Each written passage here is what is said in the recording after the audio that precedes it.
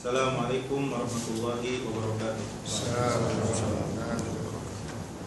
Innal hamdalillah nahmaduhu wa nasta'inuhu wa nastaghfiruh wa na'udzu billahi min shururi anfusina wa min sayyiati a'malina may yahdihillahu fala mudilla lahu wa may yudlil fala hadiya lahu.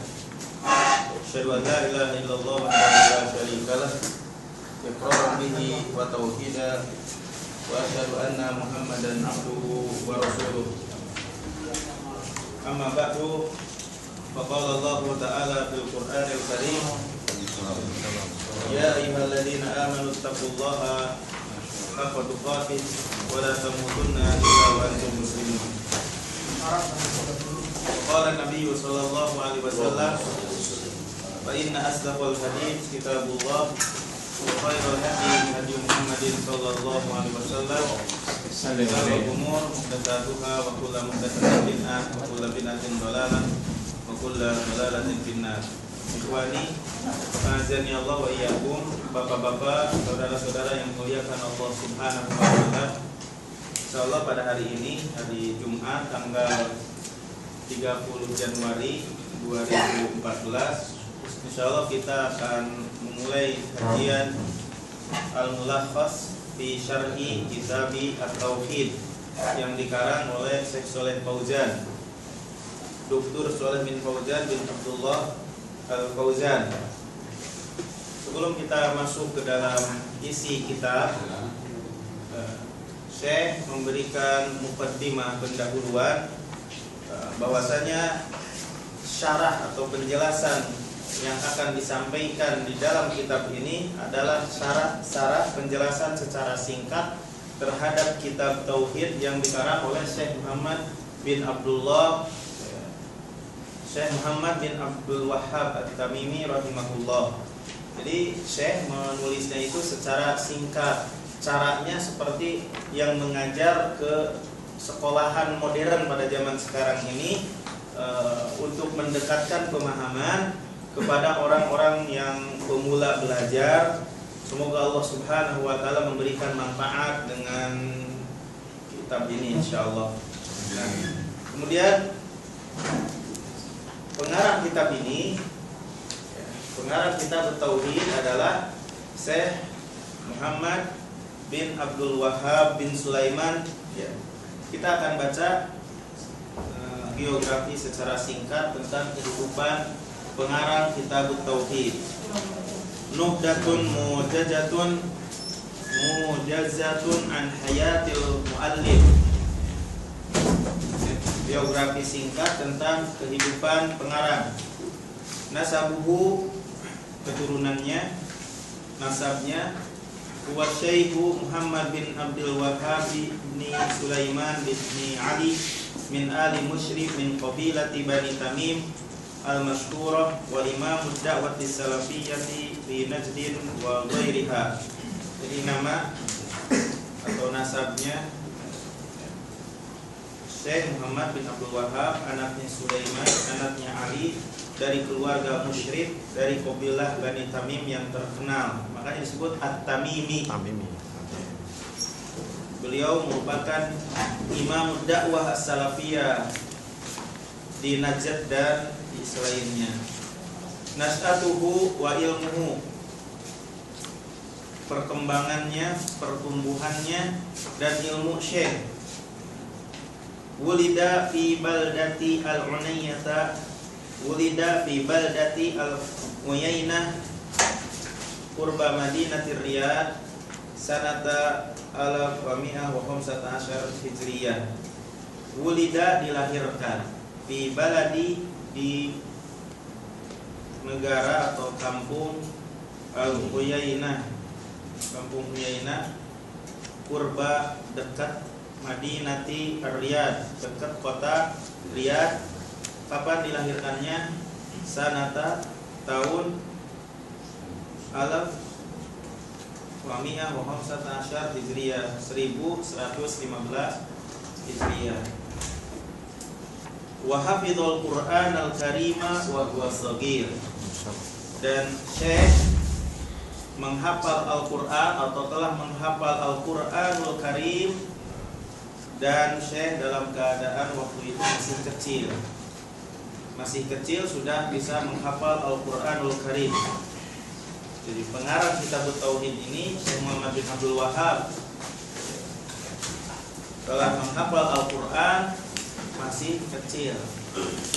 Wa tatalammada ala walidihi Qadi Al-Uyainah fi waqtihi, dan Syekh mengambil ilmu atau belajar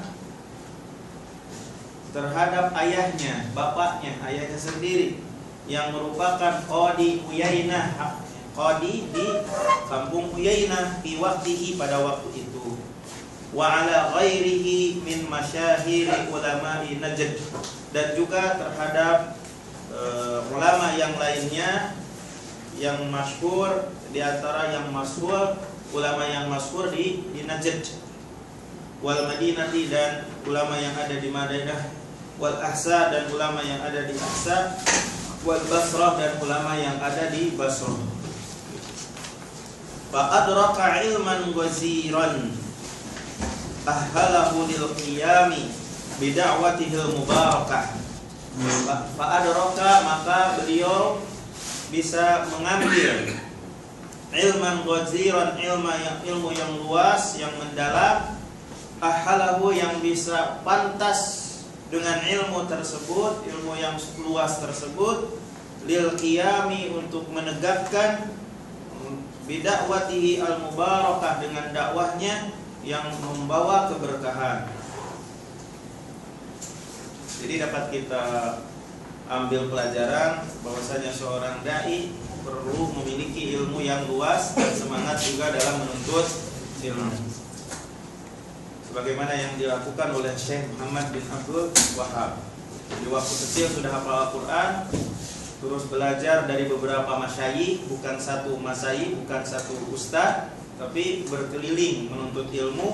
Kemudian setelah itu pantas, setelah dia memiliki ilmu yang luas, untuk berdakwah, membawa dakwah yang berkah, meneruskan apa yang didakwahkan oleh Nabi kita Muhammad sallallahu alaihi wasallam.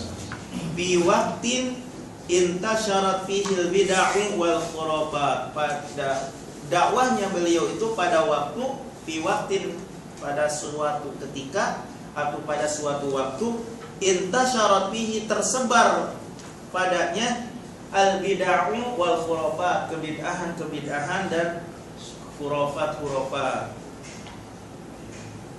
Wat tabarruk bil kuburi, mengambil berkah dengan kuburan-kuburan, wal asjari, dan pohon-pohon, wal ahjari, dan batu-batu. Jadi di waktu beliau berdakwah itu, masyarakat pada waktu itu sedang mengalami keterpurukan karena jauh dari ilmu. Karena jauh dari ilmu, tersebarlah kebid'ahan, kekhurafatan, tabarruk kepada kuburan, pohon-pohon, dan batu-batu. Faqama rahimahullah, maka tegaklah beliau Syekh Muhammad bin Abdul Wahhab rahimahullah, bidda'wati, mengajak, ila tashihil aqidah, untuk membenahi akidah, wa ikhlasil ibadati lillahi wahdah, dan mengikhlaskan ibadah karena Allah saja. Wa allafa iddata kutubin, dan beliau Syekh Muhammad bin Abdul Wahhab menulis beberapa kitab, iddata kutubin, beberapa kitab, min ashhariha, yang paling termasyhur, kitab yang paling terkenal, hadzal kitab ini, Kitab Tauhid, yaitu Kitab Tauhid. Faqad laqiya qabulan 'aziman ladal ulama'i wal muta'allimin. Faqad laqiya, maka sungguh telah diterima, qabulan 'aziman, dengan penerimaan yang agung, ladal ulama, di sisi para ulama, wal muta'allimin, dan orang-orang yang belajar. Wa'tannu bihi dirasatan wa syarhan, mereka para ulama dan para pelajar memperhatikannya untuk dipelajari dan dijelaskan. Fahuwa kitabun badi' fahuwa kitabun badi'ul wad'i azimul faidati nafa'allahu bihi khuluqan katsira. Assalamualaikum. Bahwa salam kitabun badi'ul wad'i, kitab yang baik penempatannya, yang unik penempatannya, peletakannya, besar faidahnya, adimul faidah, besar faidahnya. Nafa'allahu bihi, semoga Allah memberikan manfaat dengan kitab ini.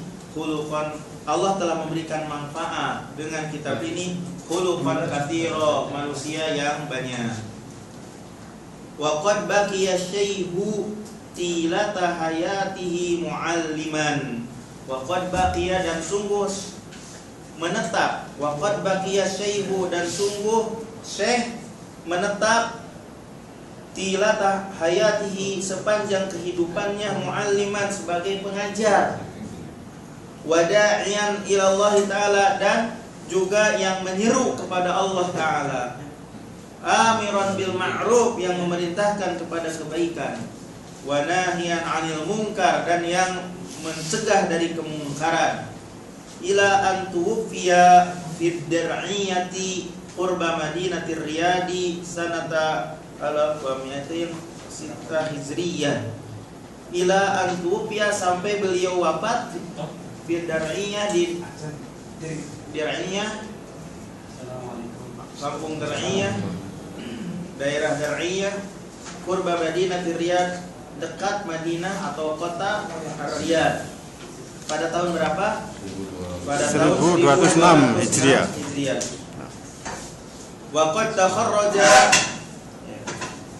ala yadihi adadun kabirun minal ulama'i wa a'immatud da'wati, dan qad takharraja, dan sungguh telah keluar, telah meluluskan, ala yadaihi, di atas tangannya, adadun kabirun minal ulama, ulama yang banyak, beberapa ulama yang banyak, di antara para ulama yang banyak, wa immatid dakwah, dan para ulama dakwah. Ajjalallahu lahul ajra was thawab, semoga Allah Subhanahu wa taala memberikan balasan kepadanya. Semoga Allah Subhanahu wa taala ajjalalahu, memberikan balasan, al ajra was thawab, pahala. Wa ja'alal jannata maswa, semoga Allah menjadikan surga maswa, tempat kembalinya. Wassallallahu wasallama ala nabiyina Muhammad wa alihi washabbihi. Itu biografi singkat tentang pengarang kitab ini. Sekarang kita masuk ke dalam kitab Tauhid yang beliau karang, yang dikarang oleh Syekh Muhammad bin Abdul Wahhab At-Tamimi. Ya. Kitab Tauhid. Kitab Tauhid. Jadi qala al-muallif, qala Syekh Muhammad bin Abdul Wahhab, Kitab Tauhid. Wa qaulillahi ta'ala, wa ma khalaqtul jinna wal insa illa liya'budun. Allah Subhanahu wa taala berfirman, wa ma khalaqtul jinna wal insa illa liya'budun. Tidaklah aku menciptakan jin dan manusia kecuali supaya mereka beribadah kepadaku. Qala Syekh Shalih Fauzan hafizahullah, yang mensyarah kitab Tauhid, yang menjelaskan syarah kitab Tauhid, maudhu'u hadzal kitab, tema kitab ini, kata Syekh Shalih Fauzan, materi kitab ini, bayanut tauhidi alladzi aujabahu Allahu ala ibadihi. Bayanu, menjelaskan tauhid, bayanut tauhid, penjelasan tauhid, alladzi aujabahu Allahu ala ibadihi, yang Allah wajibkan terhadap para hambanya. Wa khalaqahum li ajlihi, dan Allah Subhanahu wa taala menciptakan para hamba li ajlihi, karenanya, karena tauhid. wa bayanu ma yunafihi minasyirkil akbar, dan menjelaskan apa yang meniadakan tauhid, yang menghilangkan tauhid, minasyirkil akbar dari syirik besar, au yunafi kamalahul wajib, atau menghilangkan kesempurnaan tauhid yang wajib, awil mustahabbi, atau yang dianjurkan, minasyirkil asghari wal bid'ah, dari syirik kecil dan bid'ah. Wa makna kitabun, dan arti kitab, kitabut tauhid. Apa arti kitab? Masdaru kataba bimakna jamaah.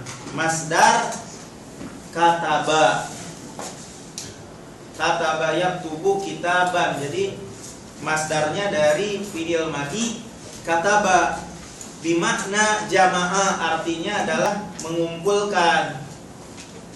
Wal kitabatu bil qalami, penulisan dengan qalam, jamul hurufi wal kalimat, mengumpulkan huruf-huruf dan kata-kata. Jadi seperti itu. Makanya disebut kitabut tauhid. Wa tauhidi masdaru wahadahu, dan tauhid masdar dari wahada. Wahada yuwahhidu tauhidan. Jadi masdar dari fi'il madhi wahada. Apa arti wahada? Ay ja'alahu wahidan, yaitu menjadikannya satu. Wal muradu bihi guna, dan yang dimaksud dengan tauhid di sini ifradullahi bil ibadah, mengesahkan Allah dengan ibadah.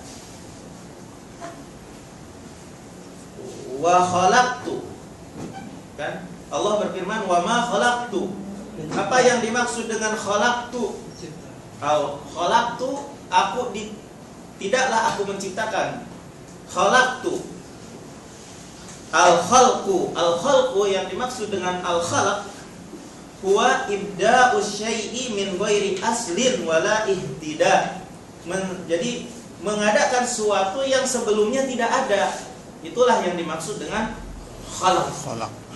Kalau jadi yang tadinya tidak ada Allah ciptakan, itulah yang dimaksud dengan al-khalq. Mengadakan sesuatu yang sebelumnya tidak ada. Itulah yang dimaksud dengan al-khalaq. Wa ma khalaqtul jinna wal insa illa liya'budun, supaya mereka beribadah. Al-ibadatu fil lughati, ibadah secara bahasa, at-tadallul wal khudu, patuh dan tunduk. At-tadallul patuh, wal khudu dan tunduk, itu secara bahasa. Wa syar'an, dan ibadah secara syariat, ismun jami, satu nama yang meliputi, lima yuhibbuhullah, kepada suatu perkara yang dicintai oleh Allah, wa yardahu, dan Allah subhanahu wa ta'ala meridhoinya, minal aqwali, dari perkataan-perkataan, wal a'mali, dan perbuatan-perbuatan, al-zahirati wal batinah, al-zahirah yang nampak, wal batinati, dan yang tersembunyi. Itulah yang dimaksud dengan ibadah. Jadi artinya itu mencakup segala sesuatu yang dicintai oleh Allah dan yang diridhoi oleh Allah subhanahu wa ta'ala, yang baik perkataan, perbuatan yang nampak maupun yang tersembunyi. Seperti yang nampak secara perbuatan, mencari ilmu, ya kan? Berzikir yang nampak, misalnya ceramah, itu ibadah. Atau baca Al-Quran. Yang tersembunyi umpamanya takut, ya, perbuatan yang dilakukan secara tersembunyi, atau perkataan yang dilakukan secara tersembunyi, ikhlas, cinta, berharap, tawakal, dan lain-lain sebagainya. Itu dicintai oleh Allah subhanahu wa ta'ala, termasuk ibadah juga. Wal makna izmali lil ayat, arti secara global ayat yang terdapat di dalam surat Ad-Dariyat ayat 56, wa ma khalaqtul jinna wal insa illa liya'budun. Apa secara global arti ayat tersebut? Annallaha ta'ala akhbara annahu ma khalaqal insa wal jinna illa li'ibadati. Annallaha ta'ala, bahwasanya Allah Ta'ala akhbara, memberitahukan, annahu, bahwasanya Allah ma khalaqa, tidaklah menciptakan, al insa, manusia, wal jinna, dan jin, illa li ibadati, kecuali untuk beribadah. Fahiya bayanun lil hikmati fi khalqihim. Ayat ini menjelaskan, bayan itu menjelaskan, lil hikmati fi khalqihim, hikmah penciptaan mereka, manusia dan jin. Falam yarid minhum ma turiduhu sadatu min abidiha minal i'anati lahum birrizqi wal it'am, wa innama arada al maslahata lahum. Falam yarid minhum, Allah tidak menginginkan dari mereka, manusia dan jin, ma turiduhu sadah, apa yang diinginkan oleh majikan, min abidiha, dari budaknya, minal i'anati lahum, supaya bisa menolong mereka, majikan, birrizki, dengan rizki, wal it'ami, dan makanan. Wa innama aradal maslahata lahum, akan tetapi Allah menghendaki kemaslahatan untuk mereka. Itu kemaslahatan untuk mereka yang diciptakan oleh Allah Subhanahu wa ta'ala.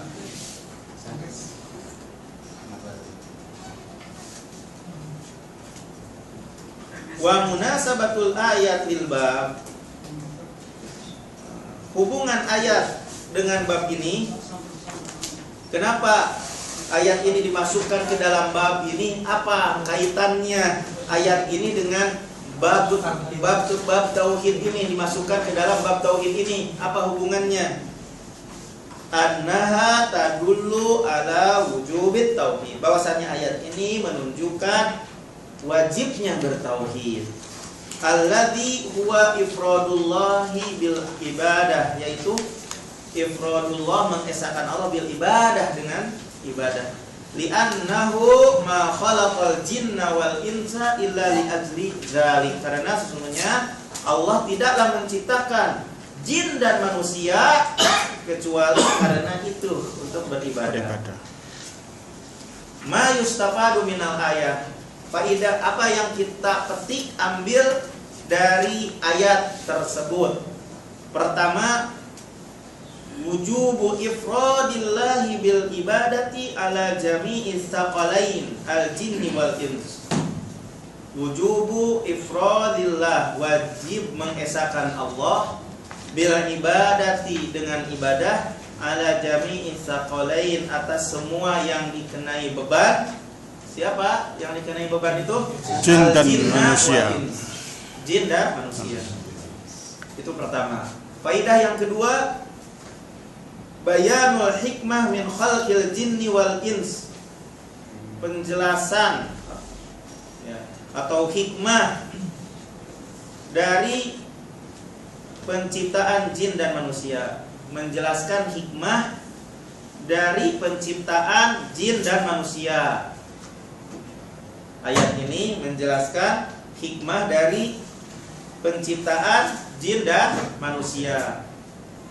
Yang ketiga, annal khaliqa huwallazi yastahiqqul ibadah duna ghairihi. Istahaq wa yastahiqqu. Huwallazi yastahiqqul ibadah duna ghairihi, bukan ya. Bahwasanya sang pencipta dialah yang berhak untuk diibadahi. Duna ghairihi, tanpa selainnya, tanpa selain Allah. Mimman la yahluk, dari orang yang tidak menciptakan. Begitu. Orang yang tidak menciptakan itu tidak layak untuk diibadahi. Fa fi hadza raddun ala ubadil asnami wa ghairiha. Di dalam ayat ini merupakan bantahan ala ubadil asnam terhadap para penyembah berhala wa ghairiha dan yang lainnya. Faidah yang keempat, bayanu ghinallahi subhanahu wa ta'ala an khalqihi.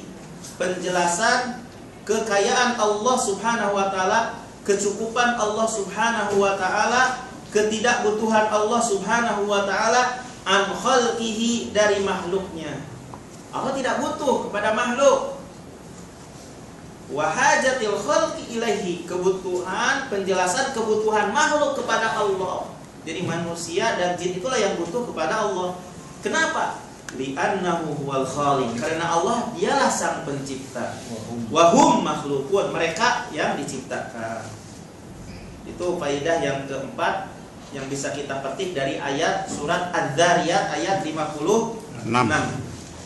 Faidah yang kelima, isbatul hikmah fi af'alillahi ta'ala, penetapan hikmah dalam perbuatan-perbuatan Allah subhanahu wa ta'ala.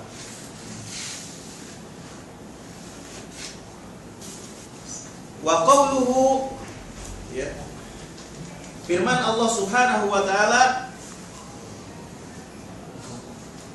wa laqad ba'atsna fi kulli ummatin rasulan an ibudullah wajtanibut taghut. An-Nahl ayat 36.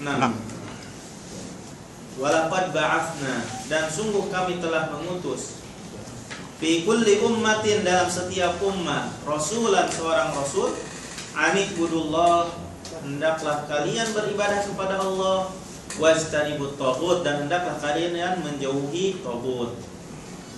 Nas yang di atas itu yang dibawakan oleh Syekh Muhammad bin Abdul Wahhab At-Tamimi, sedangkan yang di bawah adalah penjelasan Syekh Shalih Fauzan. Qala Syekh Shalih Fauzan hafizahullah, ba'asna arsalna, kami ba'asna arsalna. Yang dimaksud dengan ba'asna itu arsalna, kami mengutus. Kullu ummatin, kullu ta'ifatin wa qarnin wa jailin minan nas.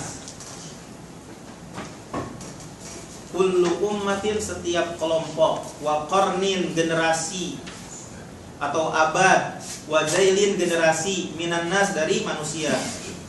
Jadi sungguh kami mengutus setiap generasi, setiap kelompok dari manusia, rasulan, seorang rasul. Yang dimaksud dengan ar-rasul, man uhiya ilaihi bisyara' wa umira bitablighi. Rasul itu yang diberikan wahyu kepadanya dengan syariat dan diperintahkan untuk menyampaikannya. Itulah yang dimaksud dengan rasul. Walaqad ba'atsna fi kulli ummatin rasulan. Apa yang didakwahkan oleh para utusan Allah?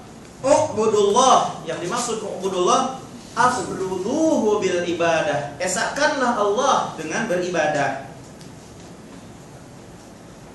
Wastanibu, yang dimaksud dengan istanibu, utruku wa faraku, tinggalkan dan jauhi.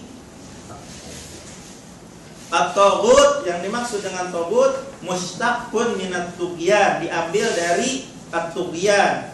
At-tughyan, yang dimaksud dengan at-tughyan, huwa mujawazatul haddi, melewati batas. Seperti air, kepenuhan, melewati batas, itu namanya. Ketika ngisi air, mujawazah, melewati, al-had, batas. Nah, kalau di dalam masalah yang kita inginkan di sini, fakullu ma ubida min dunillah, maka setiap yang disembah selain Allah, wa huwa radin bil ibadah, dan dia ridho dengan ibadah tersebut, bahwa taghut, maka itu adalah taghut. Kemudian Syekh Shalih Fauzan memberikan penjelasan al-makna izmali lil ayah, arti global ayat di atas, walaqad ba'atsna fi kulli ummatin rasulan an ibudullah wastanibut taghut, anna Allah subhanahu yukhbiru annahu arsala fi kulli ta'ifatin wa qarnin minan nasi rasula. Bahwasanya Allah Subhanahu wa taala mengkabarkan, memberitahukan bahwasanya Allah arsala, mengutus fi kulli ta'ifatin wa qarnin minan nasi rasula, dalam setiap kelompok, abad atau generasi dari manusia seorang rasul. Yad'uhum ila ibadatillahi wahdah, mengajak mereka, kelompok manusia, sekelompok manusia kepada ibadah, ya, kepada ibadah, untuk mengibadahi Allah saja. Watarqi ibadati ma siwa, dan meninggalkan ibadah kepada selain Allah.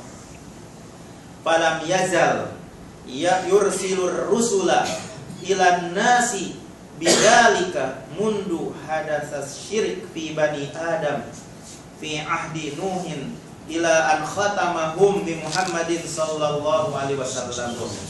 Falam yazal, maka tidak henti-henti Allah Subhanahu wa taala yursilur rusul, mengutus para utusan, ilan nasi, kepada manusia, bidzalika, dengan hal itu, untuk mengesahkan Allah Subhanahu wa taala di dalam beribadah, mundu hadatsas syirik, tatkala terjadi kesyirikan, fi bani Adam, pada bani Adam, fi ahdi Nuh, pada zaman Nabi Nuh, ila an khatamahum bi Muhammad, sampai ditutup oleh Nabi kita Muhammad sallallahu alaihi wasallam, penutup para nabi.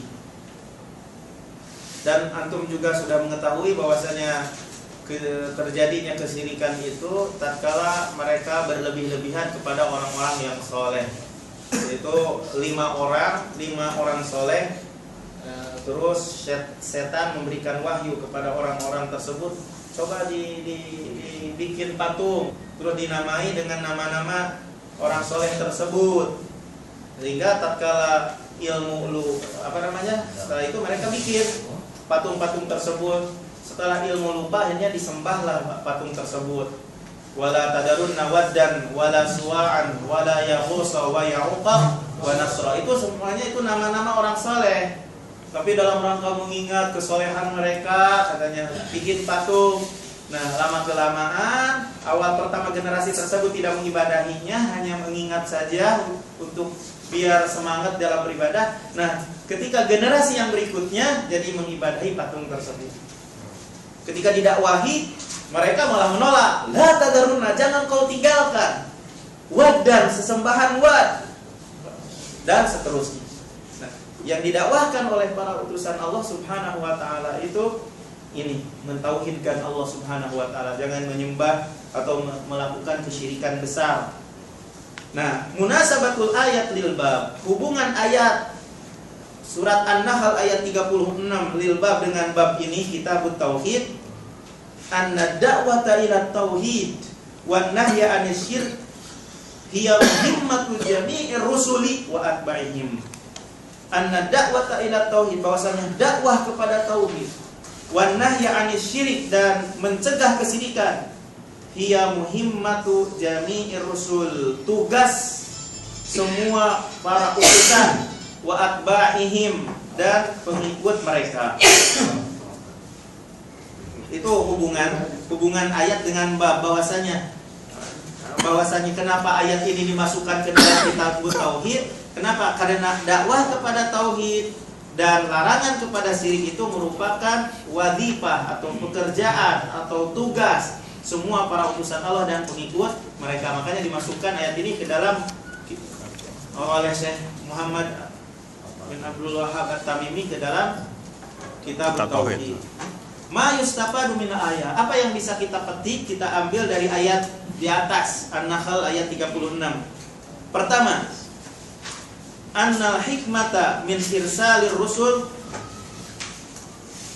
bahwasanya hikmah diutusnya para utusan, hiya da'watu ila tauhid, dakwah kepada tauhid, wan nahyu anil syirk, dan larangan melakukan kesyirikan. Ini kan kesusul kan terjemahannya? Ya, kalau yang ini nanti bisa dilarang rekaman, dicatat lagi. Yang kedua, anna dinal anbiya wahid, Bagaimana dengan cara begini, Afwan? Kayak begini? Cocok? Dan sekarang pada wudhu semuanya. Pada diam semuanya. Megang semua. Pada perhatian ya. Udah. Alhamdulillah. Enak saya cocok. Cocok ya. Yang kedua, faedah yang kedua, anna dinal anbiya'i wahid, bahwasanya agama para nabi itu satu. Wa huwa ikhlasul ibadati lillah, mengikhlaskan ibadah karena Allah. Wa tarkus syirik, dan meninggalkan kesyirikan. Wa ini talafat syara'i umum, walaupun syariat mereka berbeda-beda. Walaupun berbeda syariat mereka, syariat para utusan Allah, tapi agamanya adalah satu, akidah adalah satu. Adapun syariat beda, syariat Nabi Muhammad dengan syariat yang sebelumnya. Yang ketiga, annar risalata ammat kullal umam, bahwasanya risalah ammat meliputi kullal umam, setiap ummah. Wa qamatil hujjatu ala kullil ibadah, tegak hujjah terhadap semua para hamba.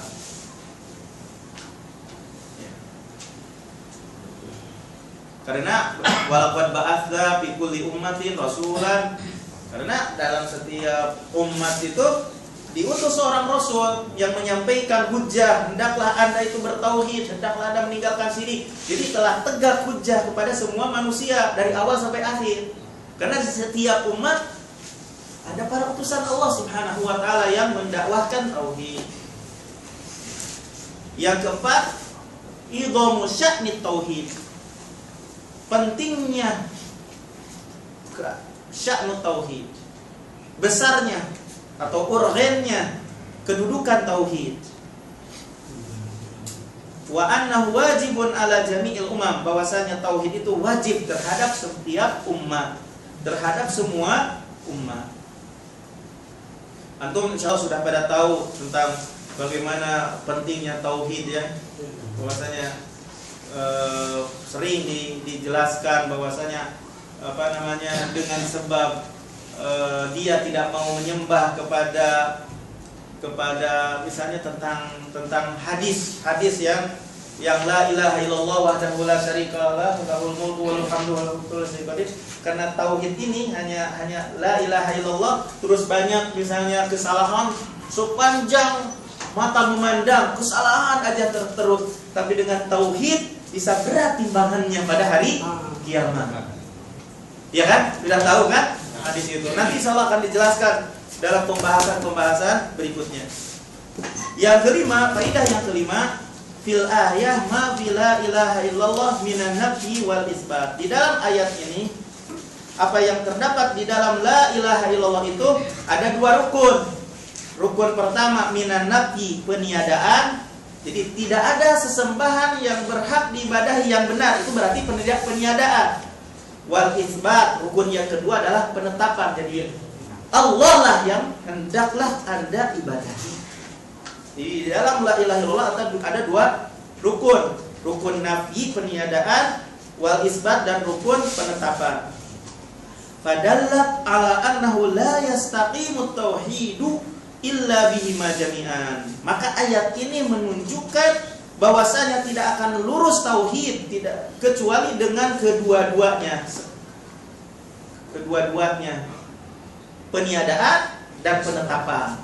Tidak hanya sekedar peniadaan saja tanpa penetapan, tapi harus berbarengan. Baru lurus tauhidnya. Kalau tidak begitu, berarti tauhidnya tidak akan pernah lurus. Kalau hanya penetapan saja, tidak ada penyampaian, atau penyampaian saja tidak ada peniadaan. Oleh karena itu Syekh Shalih Fauzan memberikan penjelasan wa anna nafyal mahdha laisa bitauhid. Hanya semata-mata meniadakan bukanlah tauhid. Wal isbatal mahdha laisa bitauhid. Penetapan semata-mata penetapan bukan juga orang yang bertauhid. Jadi berarti harus dua-duanya.